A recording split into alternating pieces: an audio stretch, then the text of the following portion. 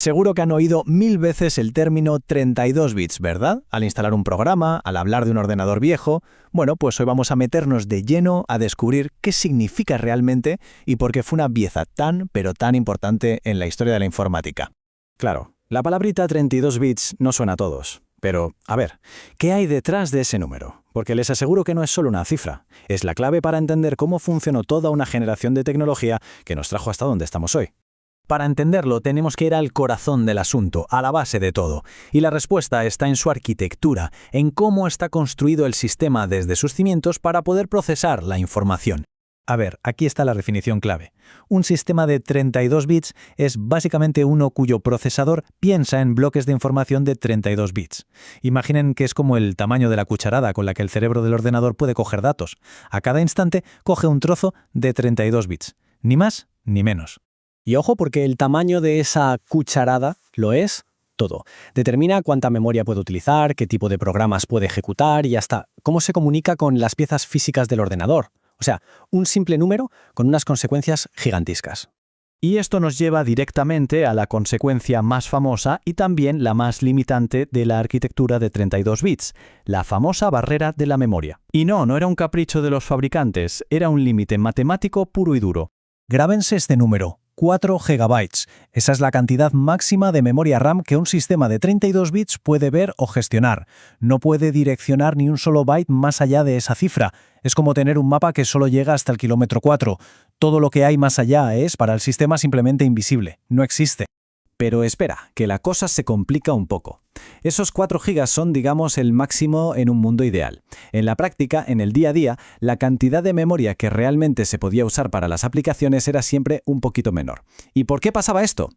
Pues la razón es muy simple, en realidad. El propio sistema operativo necesita su trocito del pastel, ¿no? Necesita reservar una porción de esa memoria para funcionar y para comunicarse con el hardware, como la tarjeta gráfica, por ejemplo.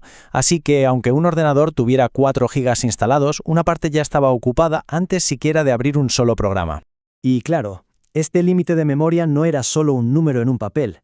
Tuvo un impacto directísimo y muy real, tanto en el software que se usaba como en el hardware que lo movía todo.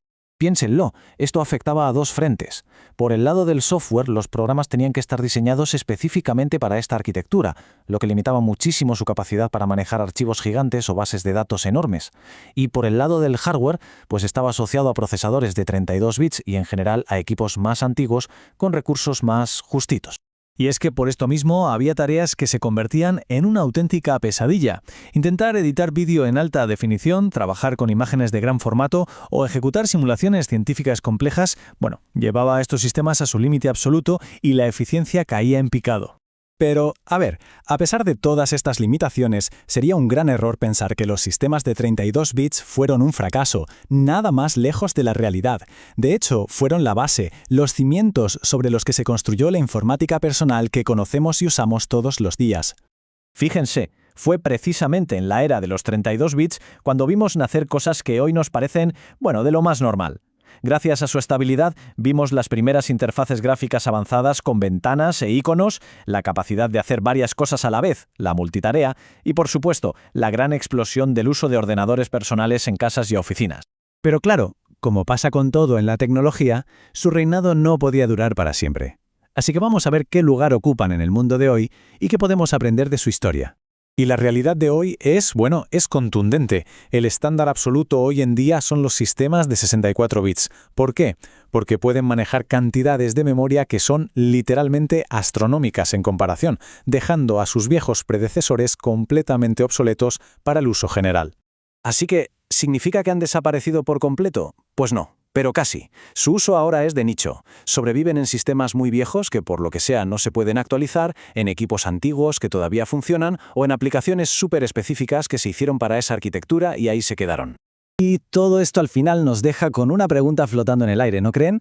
La historia de los 32 bits es un recordatorio perfecto del ciclo de la innovación tecnológica y nos obliga a pensar, de toda la tecnología que hoy consideramos indispensable, la que usamos a diario sin ni siquiera pensarlo, ¿cuál de ellas será vista en el futuro como una curiosidad limitada? ¿Cuál será el 32 bits de nuestra era?